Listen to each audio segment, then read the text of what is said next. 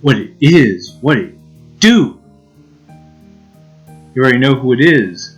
Back with another episode, Katawa Shoujo. We did it, ladies and gentlemen. Sal finally has a girlfriend. It was a long time coming. I'm happy we're here. Can't wait to see where the story goes from here. If you're as excited as I am, be sure to hit the like button, and let's dive in. The morning is far too early for my taste. It doesn't help that I had trouble sleeping last night. There was simply too much to think about. My mind refused to slow down. Instead, I replayed the rooftop, the park, and everything else over and over in my mind. There's a small part of my mind that is still paranoid that all this is just some kind of sick joke. That I'll meet up with Emmy at the track, and she'll act like nothing happened yesterday. Pushing these thoughts to the back of my mind, I throw on my running clothes and open the door. Emmy's waiting for me with her usual smile. You're late. Or at least, you're not early today. Are you tired or something? I found myself ruefully rubbing the back of my head. Something like that? Yeah. Lots to think about and all that. Emmy giggles at my mild understatement. Yeah, I didn't sleep that well either. I was actually glad you weren't early, because I wasn't early either. I wonder if the same thing kept us awake. Good, it's possible. The image of her weeping face passed through my mind. I wondered that too. Well, what kept you up? Emmy's expression falters. I quickly notices my curiosity and forces a smile. Nothing important. She's obviously not telling me something. The question is, should I press the issue? Something clearly has been bothering her for a while. I want to help her, but it could just come off as me being nosy. But would it come off as just me being nosy? She's got to know I care about her, though. She knows. I'm sure. She knows. The problem is that she just doesn't want to open up, because it's a very vulnerable part of her life, and since she's still afraid of since she's still afraid that you could probably leave her, she's not comfortable making that kind of leap yet, because she'll be completely opening herself up. She'll be completely vulnerable. And I don't think she was ready for that just yet. But give it time, Hisao. She could come to a point where she'll be vulnerable enough to just be fully open to you. And then you'll find out everything you need to know. Are you sure? If something's bothering you, I'm here to help you sort it out. Emmy laughs then, but it's not her usual laugh. There's an edge to it that seems almost bitter. Sort it out? I'm not sure it can be sorted out, Hisao. An almost grim smile crosses her lips. It's a sign of resignation. I don't think you can help me anyway. That hurts. I don't want to say that it hurts to her, but it does. Doesn't she realize I want to be there for her when things go wrong? Well, like I said, Hisao, she doesn't want to open up about it. And you continually saying that, I want to be here for you, It's just annoying her because Emmy's at a stage right now where she doesn't want to open up. And you feel, and you're trying to make her do something she's not ready to do. And that can be frustrating. Well, I won't push you on the matter. But I'm here for you if you decide later that you'd like to talk about it. It might help. I can see the debate raging behind Emmy's eyes. So at least he's aware enough to see that she's feeling conflicted about this. It seems like she wants to tell me, but she's not sure whether or not she can. Hey, forget about it now, okay? We got running to do. The mention of running, something that she can handle, brings Emmy back to her usual self. Right. Hurry up and stretch out, Hisao. You got to get moving. She takes off like a shot, far quicker than I'm used to. Still, I'm trying to keep pace with her, recklessly testing my limits. It gives me a feeling of freedom, like my heart is no longer important. I find myself wanting to laugh, filling with the feeling of moving beyond what I once called my boundaries. The nurse's warnings to not overdo things echo in my mind, and I disregard them. This feeling I have, this willingness to risk a heart attack or something so trivial as a morning run, feels out of character for me. But is it? Or rather, should it be? I've got a weak heart, sure. It'll never be capable of the kind of speed and endurance Emmy's capable of. Though I probably wouldn't be able to get that good even if I had a healthy heart. As we round the final bend, I feel my legs screaming in protest, but for the first time, I ignore them. I accelerate to the finish with a sprint, nearly catching up to Emmy. That was never going to happen, of course. Still, I feel surprisingly good. Oh sure, my legs feel like they're about to catch fire. I'm having trouble staying upright. But there's been a shift of some sort today. And it's all thanks to the girl grinning at the finish line, waiting for me, grilling us some juicy steaks and some cold beers in celebration for the end of the run. That felt a little faster than usual. My comment is met with a grin and a shrug. Can't have you think I was going to go soft on you, now can I? But you managed to handle it just fine. Well, I couldn't have done it without you.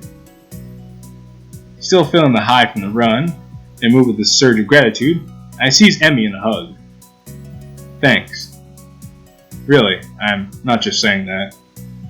I'm in your debt. Emmy seems flustered by my words, squirming uncomfortably. Don't be silly, Hisao. Someone had to haul you out here, didn't they? And it's not like you were going to do anything. And it's not like you're not going to do anything for me, right? I need a running partner, remember? I shake my head, still pointedly not letting go of Emmy, who stops squirming and merely looks up at me with a quickly deepening blush that almost seems out of character. No, that's not true. You wanted a running partner, but you didn't need one. If I hadn't shown up the day after the festival, you would still run, right? But it doesn't work the other way around. I only managed to keep at it a few times before the festival. And without you, I probably wouldn't have made it out at all after that. Emmy smiles at me and prods my chest with one finger. You are pretty lazy, Hisao. Hey, I was giving you a compliment. Well, you're welcome, I guess. I'll pay you back somehow. Oh, well, that's not necessary, you know. I mean, I kind of like you, Hisao. And being able to run with you in the mornings wasn't exactly a bad deal for me either, so... For someone who gets so much praise, she seems unused to gratitude. Well, because like I said... Oh. Sorry about that, I was looking for something, but the thing is, Hisao, is she's not used to people like being genuinely like grateful to her and people being like genuinely invested in her. I mean, sure, she gets people that like congratulate her and stuff for being a good athlete, but that's just superficial. She hasn't really been around a lot of people because she's kind of afraid to be really close to people, because she doesn't want people to like leave her, you know, and be vulnerable. She has Rin as her good friend, but but aside from that, this idea of like being genuinely close to somebody, especially like a significant other, and have them being genuinely invested in her, being genuinely appreciative of her, that's something that's kind of new for her, or at least something that she's still uncomfortable with, something she's still learning how to deal with. I know it probably sounds a lot deeper than it should be because it's just a visual novel, but I kind of like pontificating about these kind of things, especially when I've seen instances like this in my own life. It's nice to have a time and place to properly articulate them, and hopefully the words I say help some of you out there who are either dealing with some of these things or maybe had questions about these kind of things, or you come along this and you're like, oh, that makes sense, or oh, so that could be what that person's thinking. You know, I'm not a psychiatrist or expert on human psychology or anything like that. I don't know, I'm someone who's done a lot of thinking and a lot of observation of the people around me. It's kind of led me to have these kind of thoughts. Of course, I could be reading way too much into it, but well, this is just how I do things. And you like how I do things too. That's why you're here watching this.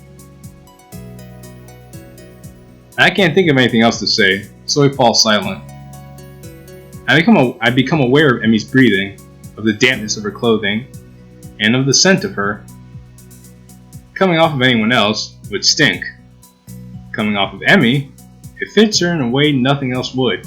Hisao is very obsessed with scent. He's been talking about the smell of her and like how she smells and stuff for like forever now. Her skin is cool, slick with sweat, and a breeze causes goosebumps to rise. Almost without thinking about it, I laid down to meet Emmy's mouth, which was already moved to meet my own. It's just natural at this point, kissing and stuff. You both want it, you both feel it. It's just there. Her lips are soft. You're so soft, you're so soft. and she hums happily as we kiss, sending vibrations from her mouth to mine. Positive vibration, yeah, positive. I and I vibration, yeah, I die. Yeah. There's a startling rightness to everything about this moment. We fit one another perfectly. The kiss ends, and I finally let my arms drop back to my sides. Of course, Hisao, you say that, well, because everything is just going so well right now. But just you wait when things don't go well. Because that's never fun. I hate it when relationships, like, when you get into fights in relationships, and things go south a bit. Of course, I guess that's a part of any relationship, but that's just a really sucky part of being in a relationship. Emmy is smiling warmly at me and grins again. Come on, Hisao, you better go see the nurse. And then it happens.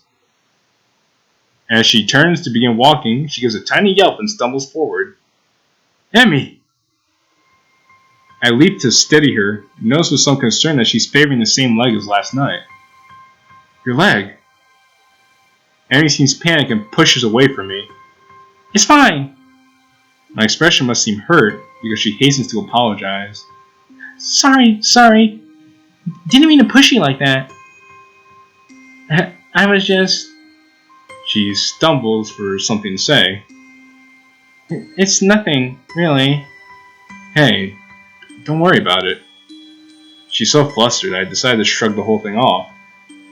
There's a cold feeling in the pit of my stomach that won't go away. I tried to step in and help her, and she pushed me away. Smiling, I shoved those thoughts to the back of my mind and concentrate on Emmy. I just don't want you getting hurt, that's all. You don't have to worry about me, honest. I'm fine. Yes, you say that, but I don't believe you.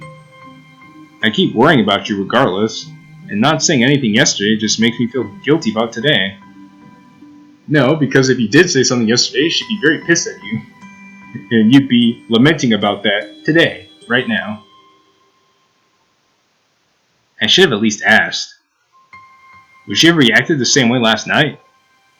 Guess I'll never know now. I'm still trying to sort out what happened on the track as we arrive in front of the nurse's office. Amy raises her hand to knock, hesitates, and turns to me, smiling guiltily. Hey, can you do me a favor? Of course. Can you tell the nurse that I'll see him later? I just remembered that I've got some stuff to take care of before class. So I really need to get moving. I peer at her closely, and she fidgets under my stare. Yeah, she's clearly just avoiding the nurse. That leg of hers. Well, whatever. I say I'd help, and so I will. But I'll be damn sure she sees a nurse before the day's out. Yeah, okay. I'll let him know. Amy looks like I just gave her a pony on Christmas. Thank you so much. You're the best, Hisao. I am rewarded for my complicity in her lie by a kiss that makes it all worth it. Or so I tell myself. As Emmy heads out of the building, trying hard not to let her limp show, I knock on the door of the office. Ah, Hisao, come on in. I don't see Emmy with you. She's not sick again, is she? From the tone of his voice, I don't think the nurse is expecting me to say, yes, she's ill. She said that she's forgotten to do something, so she had to skip out, but she'll see you later today. The nurse heaves an exasperated sigh. Honestly, that girl. She's been avoiding me. Yesterday she was in and out of here without even taking off her prosthetics. And now this. Well, at least it's not just me Emmy doesn't want worrying. That's, comfort, I guess. Still, I feel like I should say something about her leg. I say I lied for her, but she really needs to see him. Now that you mention it, she was limping pretty badly today. And last night as well. The nurse's eyes narrow at the words, last night. And what exactly were you two doing last night? We were, on a date. The nurse raises an eyebrow as if surprised. Really? Interesting. Huh? Oh, nothing. His gaze turns thoughtful, then he grins at me.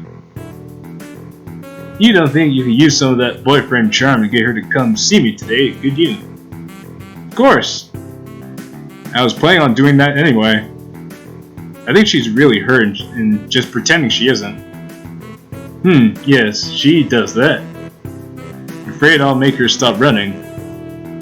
Will you? I don't like to, but if it's bad enough that she's been limping, well, I guess I'll have to see what's wrong for myself before I can make that call. I see. Emmy, now allowed to run? Perish the thought. I don't know if she'd be able to function without running. No wonder she's reluctant to admit anything's wrong. Well, I'll make sure she sees you. Good. Oh, and before I forget. He grins at me in what feels like a vaguely threatening manner. Buddy, pal, old pal friend of mine. Don't forget I know what medications you're on. You be careful around Emily. Got it? Whoa, he looks serious too. Emmy's like a little sister to me. So I find out you're a rotten punk bastard just been taking advantage of poor Emmy and break her heart. I will end you, personally. And you can take that to the bank. Got it. Don't hurt Emmy. Wouldn't dream of it. Grand. I'd hate for you to be late. Huh? Late, as in late Hisao Nakai. He frowns briefly, dissatisfied. Sounded better in my head. Well, maybe you should have stayed in your head. You ever thought of that, nurse? Well, at any rate, get out of here before you miss your first class. You got things to do, I'm sure. Shoo, go on, get out of here. Move. Vamoose. As I leave, I notice the nurse pulling out his phone and dialing a number. Maiko, your daughter is being a pain in the ass again. I better head back to my room, or I really will be late. Hey, wasn't he supposed to check my heart rate? Oh, small details. No need to worry about that. The lunch bell sounds, and I bring myself out of the stupor I slipped into during the morning's classes. My lack of sleep last night, coupled with the increased pace of this morning's run, has left me a little exhausted. Despite that, I find myself skipping stairs up to the rooftop. It's like, gonna see my girlfriend. Da, da, da. There's a thrill of excitement now. In addition to the pleasure one gets from eating lunch with one's friends. True, both Emmy and Rin are still my friends, but Emmy has become more than that now. Rin's back to her usual spot on the roof, almost as if she's never been absent. Feeling better, I take it? A raised eyebrow is my reward for speaking. Better than what? Better than you felt yesterday. Rin gives my question some serious thought. I'm not sure. I think I might have felt rather good for some of yesterday, but it's all fuzzy. Too much cold medicine? Well, I was asleep, and that usually is pretty good. But I can't remember what it feels like to be asleep because I'm not conscious for it. It's a real problem. Then again, if I knew how good it felt, I might not sleep anymore. But this way, I keep trying, so I guess that's how I can keep from being overtired. An eternal mystery to keep you sleeping at night. Maybe mystery is the wrong word. Intangibility might be the proper way to describe it. I see. No, I don't see at all. I have no idea what she's talking about. But that's okay, since I rarely do. He's like, no, what the fuck are you saying? It's like, you're making absolutely no sense right now. Do you remember what sleeping feels like? Like yesterday. Do you remember what it felt like sleeping yesterday? Well, actually, I didn't get a lot of sleep yesterday. Maybe that's because you remember subconsciously. Actually, I think I was worrying about Emmy. Doesn't Emmy worry enough about herself? I hadn't considered that, but it gives me pause. True, but would she ask for help if she needed it? Rin frowns and raises an eyebrow. Will I get a proper answer? Probably not. There's something she should be asking for help with. Her leg, for starters. This seems to catch Rin's attention. Leg?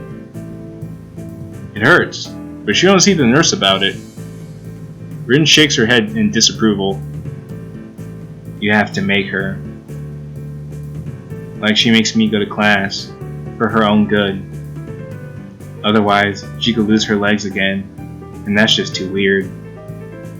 Losing things twice. Especially if you don't find them again to begin with.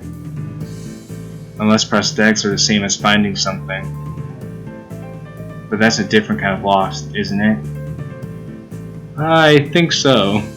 Also, yes, Rin, you're completely right. That is a different kind of loss. I mean, technically she found her legs again, but she never found her legs again because legs don't grow back. Unless you're a lizard, or an axolotl, or a starfish, or an octopus. I wonder. Wonder what? Emmy seems to have snuck up on Rin and me, but Rin doesn't seem especially surprised, which is itself unsurprising, I suppose. Rin manages to sit herself upright quite expertly, throwing her upper body forward and using her momentum to right herself. Your leg. How's it feel? That earns me a frown and a bit of a glare. It's okay, I think. Not worth worrying about. Tell that to the nurse. Tell that to the judge. Tell that to the nurse. Dun dun dun. He's quite insistent that you visit him, you know. Emmy pouts just like I told her she's been grounded. He worries too much. It's not that big a deal. It's just a little soreness. I try to resist rolling my eyes in exasperation. If it's nothing, then you should have no problem seeing him, right? Emmy narrows her eyes suspiciously. Did he put you up to this? Well, maybe. A little. But that's not the point. I'd remind you to see him anyway. It would be terrible to see you really hurt and not do anything about it. That would make it worse, and I really don't want to see you hurt, you know? Call me crazy, but I would kind of prefer to see you happy and healthy. You know, just a thought. I would prefer to see my girlfriend in good health, have general well-being, you know, just call me crazy. Just how it is. With each statement, Emmy's frown fades a little more, until eventually she's grinning, albeit a bit shyly. Well, if you're gonna put it that way, then I guess I'll have to see him. Otherwise, he'll keep worrying, and I'll never hear the end of it, right? That's right. That's right. I'll keep bugging you about it, and it might even put a damper on our dates. How's the food? It's like, how's the food, Hisao? Talk to the nurse, Emmy. He's like, how's your day, Hisao? Talk to the nurse, Emmy. Hisao, I think I'm ready to go all the Talk to the nurse, Emmy. See? It doesn't work that well. Emmy giggles at my high-pitched rendition of her own voice and gives me an affectionate shove. My voice isn't that high, jerk. It was like, I thought it was pretty accurate. and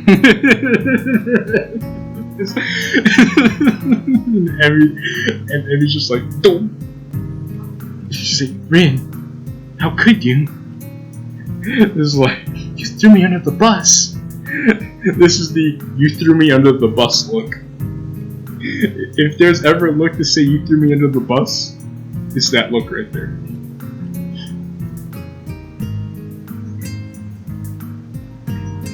Emmy and I stare at Rin for a while before I burst into laughter. Emmy crosses her arms and huffs, mock offended. You're both jerks. Such vile calumnies from you, young lady. Oh, such vile calumnies from you, young woman. I'm stunned that you would call me, of all people, a jerk.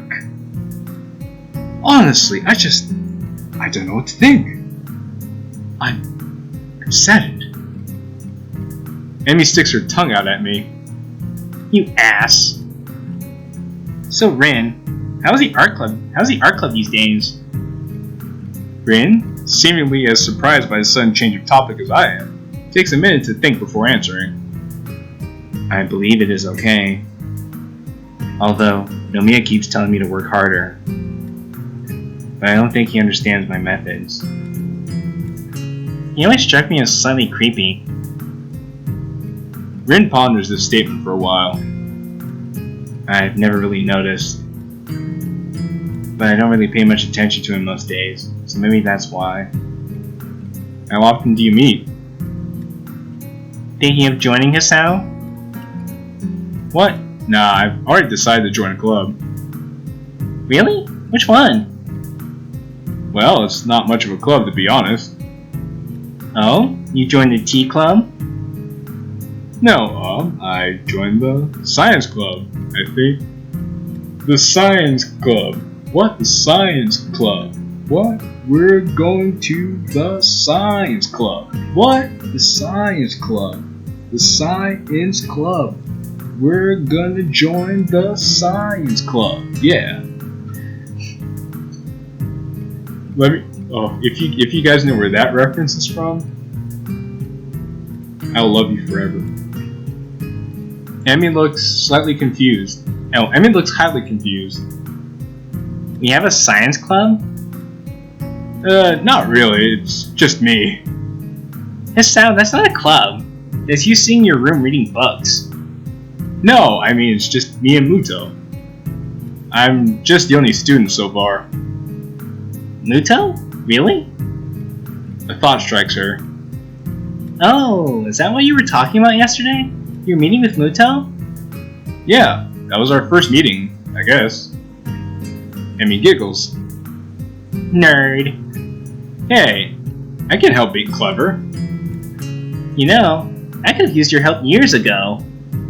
You should have had your heart attack earlier in life, Sal. I laugh, and then realize this is probably one of the very rare times I've laughed about my heart attack. Hindsight. Yeah. The ringing of the bell ends our conversation. Guess we better go. Yeah, I guess so. Come on, Rin, you too. Rin has apparently begun to doze off, so Emmy gives her a sharp bump. I almost had it. Sorry, but you need to go to class. I disagree, but if I nap in class, I'll get it this time. Changing location is sometimes helpful for that kind of thing. I guess Rin is taller than Emmy. I was just thinking about that. Either Emmy is sitting down, or Rin is just like much taller than her. Emmy is pretty small. It's interesting, I guess. Neither Emmy nor I bother asking what it is. As we arrive to my classroom, Emmy gives me a quick kiss and heads down the hallway, Rin in tow. Oh joy, the dynamic duo. As I turn to enter the classroom, to be met by the duo of Misha and Shizune. Thoughts.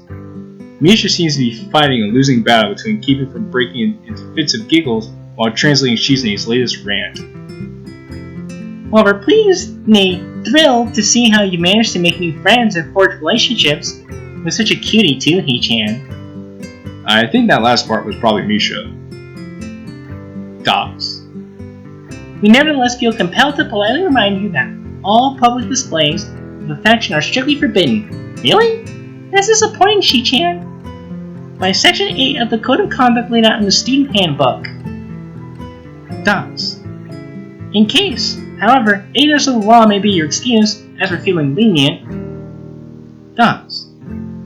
And the paperwork required to punish to both of you will only add to the already mountainous volume of work which confronts us, the sole members of the Student Council. And besides, you two are just adorable together. Dots. Therefore, consider this a formal warning, and please refrain from such displays in the future. At least when Shizune can see you, He-chan. This whole spiel was so patently ridiculous that I can't help but reply in the same pompous manner. Well, I for one feel enlightened. I apologize profusely for my rash actions, and will strive to contain my baser impulses which, I fear, impel me towards such inappropriate displays of public affection. It is hardly my wish to burden an already overworked student council with such petty matters, and I will do my best to make your lives easier in this matter in the future. Thank you. At least, when Shizune is watching. The last line is delivered with a wink to Misha, who finally loses control of her laughter. Wahahaha. Well said, He-chan. Chuckling a little myself, we entered the classroom. I wanted to say club room. Class is uneventful, and after the final bell rings, I find myself alone with Muto again. So, it looks like we've all assembled for the second meeting of the Science Club. Or is it the first? What do you think? Should we count yesterday as a meeting? Well, we did form a club yesterday, didn't we? And it seems like club business, so we can safely call yesterday a meeting. Muto smiles in his usual stilted and awkward way. I wonder if the muscles in his face just aren't shaped correctly to let him smile naturally. You really do have a knack for this, I think. Logical thought process, that is. I guess so? A scientist speaks with authority, so the answer is yes, I do. When the world wants to know how it works, we tell it, even if all we've got is a decent hypothesis. But we must sound certain anyway, because we're the authorities on the subject, right? He chuckles, to go along with his awkward smile and his awkward joke. I'm doing my best not to grimace, but I don't think I'm being too successful. That's entirely false, of course. We know a lot, sure, but nobody's an expert in how the world works. If only because nobody can be sure. With no certainty, there are no experts. But we like to pretend, sometimes. There are some things we can be certain of, right? Yes, but no. Say, well, yes, but actually no. We know gravity's there, for example. To illustrate, Luto picks up a pencil and drops it. See? Still there. But it's good to check every once in a while. I mean, I would think you know gravity wasn't there anymore because everything around you would just start floating in the air. That's why you still see researchers mucking about with gravity. We're pretty sure we know how it works, but there's a chance that something isn't how we think it is. So you check, and check. That's science in a nutshell, Sal. This whole time I'm listening, feeling rather spellbound. Luto seems to be really passionate about this stuff, I think. It's hard to tell sometimes. How the world works. How the humans work. How the universe works. All I want to know is how Emmy's booty works. Oh god, voices from the dark. Carl. I love you, Carl. All these questions to be answered. And depending on what I go into, maybe I can even figure out a way to fix my heart. That said, I don't think that's a real priority for me. Besides, as we start discussing the book he gave me yesterday, I found myself more and more interested in that than my heart condition. Well, that's good, you're thinking about bigger things, trying to look forward in life than being stuck on your heart condition. And before we even realize it, an hour's gone by. Well, let's call this meeting over for now, okay? We'll have another meeting tomorrow, or the day after. He considers this for a moment. Call it the day after. I've got a lot of grading to do. Okay. See you then. Okay. See you then. You know, I understand why teachers have to take time for grading. Grading can be annoying. I remember during my senior year of high school, I was the intern for my chemistry professor. Not my chemistry professor in college. My chemistry teacher. And one day he had me grade all of the exams for the students. And having to sit there and like go through all the exams of the students was pretty tedious. It's also kind of interesting when the students walk up to you and ask you what grade they got or what grade their friends got. And I'm like, well, I can't be telling tales on people like that. That's against the rules. But I actually do get why grading could be a pain in the butt. As I exit the classroom, I realize that I don't really have anything to do tonight. Emmy and I didn't make any plans, so I guess I'll go to the library. It beats doing homework in my room anyway. The library always seems cooler than the rest of the building. Probably to keep the books from getting damaged by excessive heat and humidity. Oh, he meant cooler like physically temperature-wise cooler. I thought I meant cooler like this place is just much more rad than everywhere else in the building. This place is dope. I thought I meant cool like that. Books are sturdy objects, but if you want to keep them in good condition, it takes a little effort. I've got several books that are so well worn the pages are barely clinging to the spine. It seems impossible for them to still be usable, but if you handle them with care. I make my way to the main desk, where I spot Yuko busying herself with something or another. She smiles at me as I wave and enter. Hello, Hisao. Good to see you again. What are you looking for this time? Nothing in particular, I guess. I just didn't feel the need to. I just didn't really feel like going back to my room, was all. Yuko nods. Well, if you're feeling unoccupied, maybe you can help me look for something. Sure. What do you need?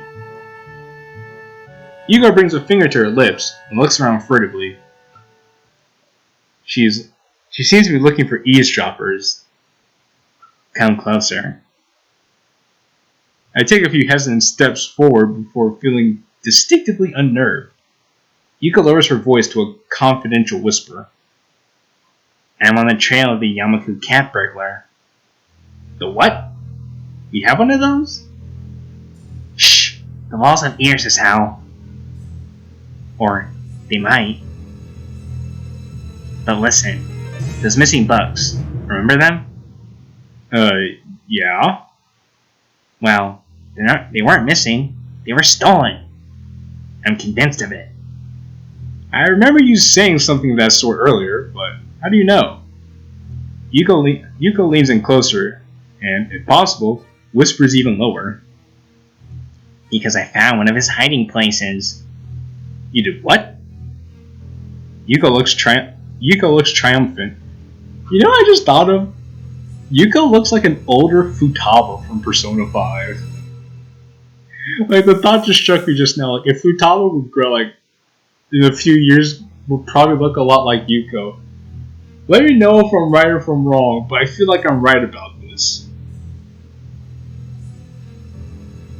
Found one of his stashes. It was under one of the stairwells in the boys' dorm. What were you doing in the boys' dorm, Yuko? 3 books I've been looking for, all there. I suspected a thief before, but this proves it. So, did you take back the books? Yuko looks as if I just suggested she walk around naked. Not that it would be a bad sight or anything, of course. He's like, are you nuts? He can't know I'm onto him. He might go to ground and evade capture. So, what do you need my help with, then? Yuko casts another glance around the library and leans in closer. Is he just going to ignore the fact that Yuko went to the boys' dorm? What was she doing in the boys' dorm? Well, I might have an idea what she was doing in the boys' dorm, but...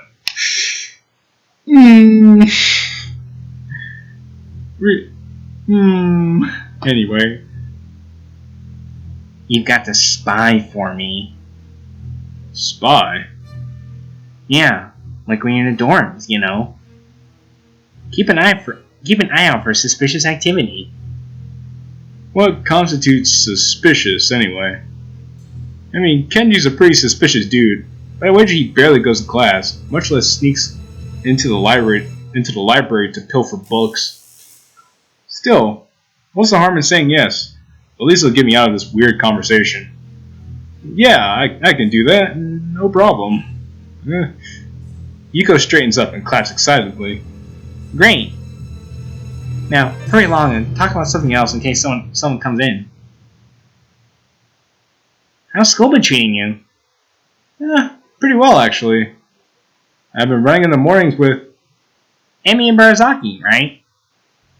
Yeah. How'd you know? I served you two in the tea house, remember? And plus, the walls have ears, remember, Hisao? I deduced that if you were going to be running with anyone, it would probably be her. She looks pleased with herself. Impressive. Your deductive skills must be quite high. Anyway, yes, we've been running in the mornings. And we kind of started dating. Yuko claps her hands together excitedly. Really? That's great. I bet you two are great together. Well, I mean, we've been dating already for like maybe a week now. Like, I don't even know that. I mean, it feels great. But are we great together? We need some more time to really figure that out. I love seeing people find one another like that, you know? I even thought to myself that when you walked into Shanghai that one time, I wonder if that kid will wind up with one of those girls. Really? Yuko doesn't seem to notice my somewhat weirded out tone and nods affirmatively. He's like, really? You think about that kind of thing? Yuko's like, yep, Yep. I could even tell that you would wind up with one of them, you know? It's like, because you say that now because he actually did. But what if he didn't, though? What if Emmy was just like, no, I don't really like you like that, Hisao, sorry. But come to think of it, actually, I think Emmy's the only girl that confesses to Hisao. Like, I think with everyone else, Hisao has to confess to them. Pretty sure. Let me know if I'm wrong, but I'm pretty sure Emmy's the only girl that confesses to him. I've got an eye for that sort of thing. Of course. Oh, her expression dropped slightly. I'm not so good at it myself. I'm sure that's not true. Oh, it's true. I met this guy once. We got along really great, but it turned out he was younger than me. And that was kind of weird, but not terribly so. What was really weird was that he disappeared one day. I've seen him since then. Oh, it does seem kind of odd. Doesn't it? I hope it wasn't for something I did. I mean, he was hitting it from the back really hard, and then after that, he just laughed. I felt kind of bad after that. I feel compelled to reassure her, for some reason. I'm sure it wasn't. Dang, even I was surprised by that because the screen moved and the phone rang. I was like, brr? Phone rang? I intend to try and calm her down further, but we both jumped in surprise at a sudden ring coming from my pocket. Yuko sighs to steady herself as I pull my phone from my pocket. I feel a little sheepish for indirectly causing the incident. Emmy? What's up? Oh, thank goodness. Oh, thank God. I tried calling your phone before. I didn't know if this number would work or whether you pick up and I can't. Whoa there, Emmy. Slow down. What's wrong? There's a pause on the other side of the line, during which I could hear Emmy trying to control her breathing in order to calm down. Something's got her terribly agitated, and is starting to agitate me. Can you stop by? Like now or shortly after now? I really need to talk to you. There's a tone of pleading in that last sentence that I don't think I've ever heard from her. Of course. I'll be right there. Hold steady, okay? In my increasingly agitated state, I apparently started saying things that don't quite make sense. Okay. I'll be okay. See you soon. I pressed the button to end the call before slipping the phone back into my pocket, apologizing to Yuko for running off, and run off. Alright, I know what's coming up. Oh God. God help me. I'm gonna wrap the episode up right here because some stuff's about to go down. So, if you're wondering what that will be, you better stay tuned because it's gonna be lit. It's gonna be lit. In any case, I want to thank you for watching. Be sure to hit the like button if you enjoyed. It's been real. It's been fun. It's your boy Jqilin. Ciao for now.